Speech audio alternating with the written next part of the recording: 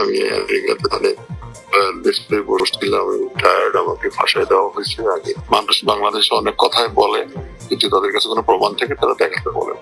আমি ঘটনাস্থলে ছিলামও না। আমার বাসাতে আমার আমার বন্ধু আমার কাছে চাবি চাইছিল, সে আমার সাথে গেছিল, কয়েকবার ট্রিটমেন্টের জন্য গেছে।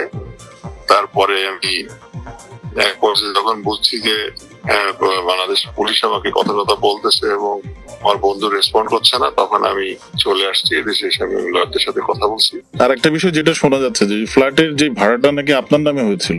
আচ্ছা, আমি যদি এখন ভাড়া নিয়ে আমার ফ্ল্যাটে কি এই ধরনের কাজ করবো? ডু ইউ থিঙ্ক আমি এত আমি যদি এটা করি তাই আমার ফ্ল্যাটে আমি করবো এটা? আপনাদের তো সেন্স থাকা উচিত। আমি ফ্রেমড হয়েছি না, আমার পাসপোর্ট রেকর্ড দেখেন, আমি ঘটনাস্থলে ছিলাম না। আমাকে বলা হচ্ছে আমি নাকি 5 কোটি টাকা দিয়েছি। কিভাবে আমি 5 কোটি টাকা দিই? কোথায় পেলাম আমি 5 কোটি টাকা? এগুলো বললে আপনারা বলেন, আর আমি এগুলো এখন শোনা ছাড়া আমার কি করার আছে? ঘটনা কবে ঘটেছে আমি তো পেপারে দেখছি, আমি বাংলাদেশে ছিলাম।